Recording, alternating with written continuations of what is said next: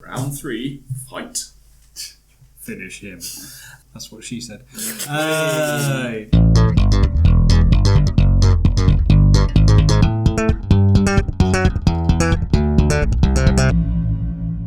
Round 3 is myths and legends. So, starting with Laura. So, let's imagine dragons. So, you can be forgiven in a world where statements such as bumblebees can't fly and naming flying lizards cruelly, because that's pure fiction, they glide, they don't fly. And the rapture and all that kind of stuff. There's lots of weird shit in this world. Etc., etc. But let's consider the concept of the biggest flying myth, the dragon. Dun dun dun! Dun dun dun dun. So, quickly skipping over... That would bring the ratings in for EastEnders. Yeah, it's flying dragons. Cat Butcher comes back as a dragon. So with shows and films such as Game of Thrones, Hobbit films and How to Train Your Pet Dragon, it's clear dragons are as popular as ever. But why is there such widespread affection for the fictional species that couldn't possibly exist? Or could they? Fucking awesome, that's why. Or maybe they could possibly exist. Surely not. Tell me more. Please go on.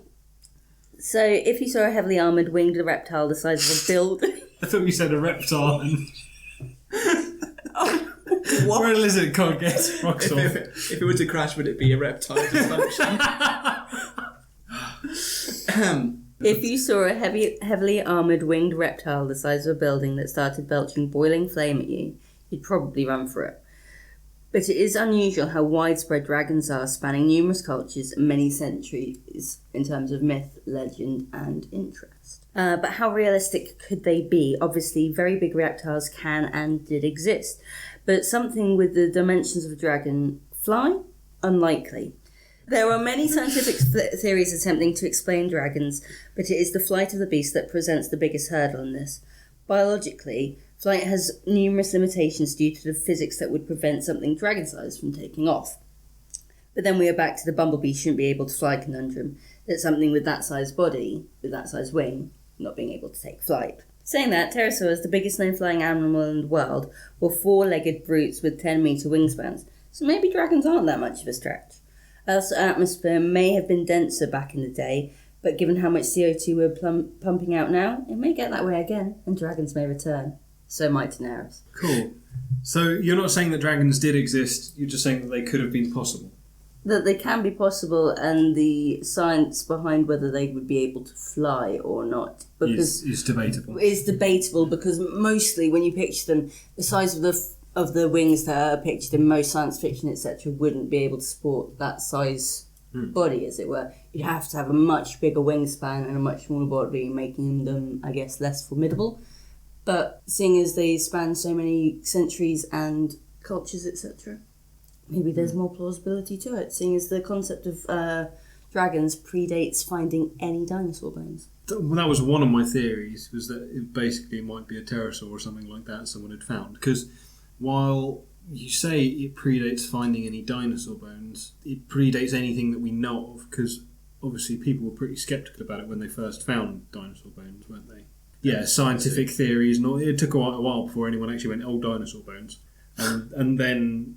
As a concept of their existence. If a kid finds something in a cave and goes, it looked like this and it had big wings or things that look like wings, then you might not go dinosaur, you might go, dragon, which was one of my theories. But there are lots of things that look like dragons in ways. Like the big swordfish thing that you have in Japan that's keeps washing up on the beach lately. They're like 10-foot long fishes that basically look like kind of serrated blades, and they've got these. They're about 10 foot long. Yeah, you know what 10 foot long looks like. Anyway, my wife does. Coming to that in round 5. But but they're basically these very long, narrow fish. Again. That basically look quite dragonish, and these things would often you don't see them in the sea because they face upwards. So they're basically vertical fish. They swim low down in the water and they feed on stuff above them. So they're narrow and and then they go and drag whatever it is down to the depths. So there's the theory that those kind of things are what some of the Japanese dragons are based on. Then you've got like Komodo dragons, things like that are quite dragony without wings. You can see how it's come about. You see a big lizard, whack a couple of wings on it. Yeah. It's a nice story. I don't know, don't they have really venomous spit or something? Or they the have bacteria in a Komodo dragon's mouth. Komodo dragon. Komodo dragon! Komodo dragon at the weekend. They look fabulous. I think what you were trying to say is that the bacteria in a Komodo dragon's mouth. Komodo, I like the idea. Well, it's so toxic and It has quite a reaction with the skin, doesn't it? I mean, you can confuse that with burning and fire. It does actually start breaking it apart, and it's almost decaying itself, and it tenderizes the meat, etc., etc. It's got razor sharp teeth all the way back through it, and it tracks things via smell of its urine, etc. It's quite its own urine.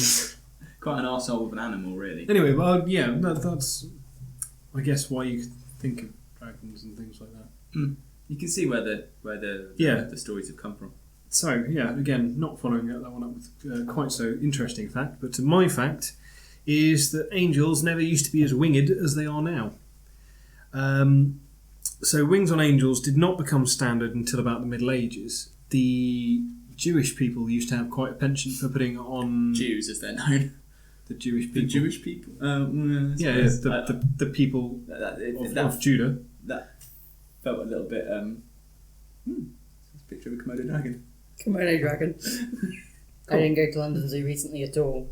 No. Oh, don't get me started. So wings on angels didn't become kind of standard until the Middle Ages. Before this, it was general conception that most deities and servants thereof could fly, just because they were gods or holy things. And this was covered by a lot of ancient religions, not all of them, but a lot. So Egyptian, Persian, Judaism, or the people of the Jews. So basically, in Judaism, up to this point, it was only the kind of the cherubim and the seraphim angels who were shown as having wings. And anyone who's seen the film Dogma will know that these are two different types of angels, essentially the two coolest gangs to be in. Most other biblical descriptions of angels feature them without wings, such as the one who visited Abraham and told him to kill his son. He was a wingless guy. He was just a messenger. He was playing a really sick joke, wasn't he?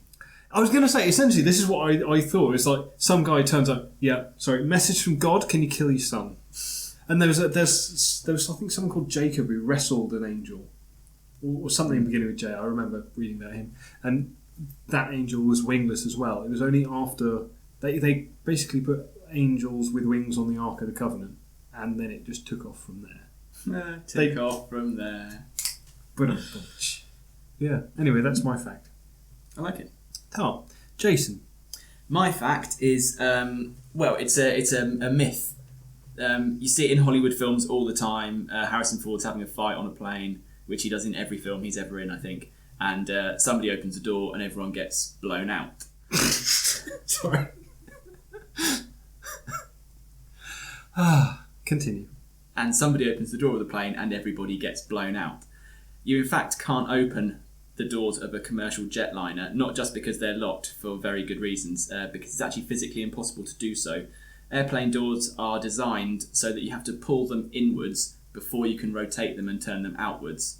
So no matter how tempting that huge handle on the doors on the inside is, when it's 2 a.m, you're a bit tired and a bit confused and just really, really want to pull the handle, which I find myself doing every time I'm on a plane. It just looks so satisfying. But it probably wouldn't kill everyone on board, because the pressure on the inside of the plane compared to the pressure outside is such that it will push the door in place and hold it in place. It would take several burly human beings, or perhaps the Hulk, to actually be able to pull the door in to be able to release it out. So go ahead and pull that handle. Nothing bad can possibly come of you. What about on a small plane, like if there's a little one-man dealing? I imagine they don't have the similar safeguards, so I imagine you could do that. But they wouldn't be pressurised either, I wouldn't think. That's true. Yeah, sorry. I really like planes, but I know very little about them, having not experienced much with them. But I'm thinking of the scene from GoldenEye where James Bond goes off the edge of a thing. I know it's a Bond film. Don't think... I'm guessing I don't know a lot about planes either, but I doubt that one would be pressurised. Yeah, obviously not. Yeah, you make a very valid point that Well, I thank haven't you very thought through. Yeah, cool. Anyway, I was just curious. So, pull the handle. I dare you. bitch. Press the button. We should probably put a disclaimer in at this point. Don't pull the handle. Yeah, please don't, because it will be the one airline that's actually got easy open doors or something like that. If you pull the handle and kill a plane full of people, I cannot be held legally or morally responsible for your actions. Terms and conditions apply. Not to me, because I don't watch the adverts. Alright, that was quite a fun one. Do we have anything to add to that?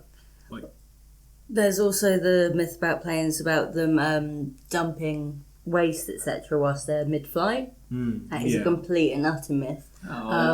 Disappointed now. Little plane having a wee or something. Yeah. The idea that people have been hit by something gross and blue-coloured, etc., comes mainly from...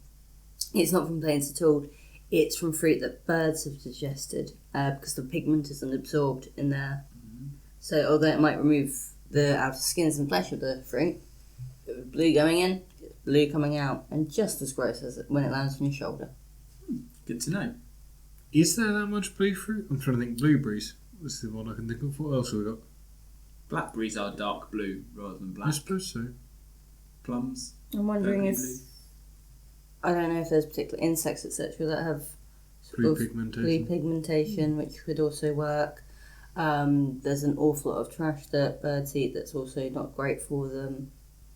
But you can get hit by men falling from planes. That happens depressingly often. I think I once saw a documentary called Con Air where this man was stuck in the undercarriage of the plane, and somebody being Nicolas Cage, probably the greatest actor of our time. I was going to say, it's lucky he was there, really. Yeah, second greatest actor of our time after Patrick Stewart, obviously. Wrote a help message on this guy's t-shirt and then chucked him out of the plane. But there was one relatively recently in London, under the flight path, a plane taking... Well, it must have been landing, thinking about it. It was an unfortunate chap trying to stow away on the plane, froze, and when it opened its wheel holes... Yeah. I don't know much about plane. When it opened its landing gear. That's better than wheel holes. When it opened its wheel holes... That's really kinky. He fell out and landed on the roof of an office building in London. Yeah, I did hear about that. Yeah, that's a bad day for him. Yeah. And that actually is a fact. The Con Air one technically wasn't entirely true. Yeah, it was based on... Based on true events. Just like the film Commando with Arnold Schwarzenegger. Yeah. Again, great actor. Oh, see, I thought... No, Predator's the one that's based on true events. Me on the dance floor mainly. Huh? It's me on the dance floor mainly. You on The Predator. Kind of licking celebrities. the whole heat-seeking vision and all that. Yeah. You've gone out with me on a night. You've seen what I'm like. It would have been a slightly different song if it had been I Bet You Look Like Predator on the dance floor.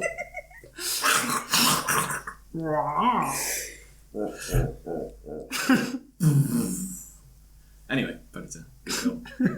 Great. Watch Predator, kids. Predator is one of those ones. Would it stand being remade? No, don't do it. Never do it. Never remake it. Well, they've made new Predator films, but they've kind of been a bit more shit than Predator was. Just it was awesome. I think we covered it recently. It was like an awesome film. Yeah. Is one that's really bad, so bad that it's good. Predator was like that. All the classics, well, basically every Arnie film. Don't remake them. Don't remake Top Gun. Don't remake Days of Thunder. So, a recap of that. Are we going to go with Laura's Imaginary Dragons, Mine Not Quite So Winged Angels, or Your Unopenable Doors? I am going to vote for the dragons because Daenerys in Game of Thrones is quite hot. He is. I'm not saying anything about Daenerys. I'm going to go with the plain door thing because I do want to vote for yours, Laura. I'm sorry, but I know I don't want to vote for it, Laura. But no. I just like the fact about plain doors and the whole plot device of Hollywood falling apart. I like that as a plot device. Speaking of plot devices of Hollywood, I read also when researching this that if you were to let off a gun inside an aeroplane, as Harrison Ford does frequently, as long as it went through the fuselage, you'd probably be all right. Yeah. Because the pressurization of the plane would be able to compensate for the loss of pressure through the whole. Yeah. If it shot a window out, bigger problem. But just So it's something Yeah, no. that doesn't shatter. No, basically. smaller gaps are way easier to plug in than if you're like.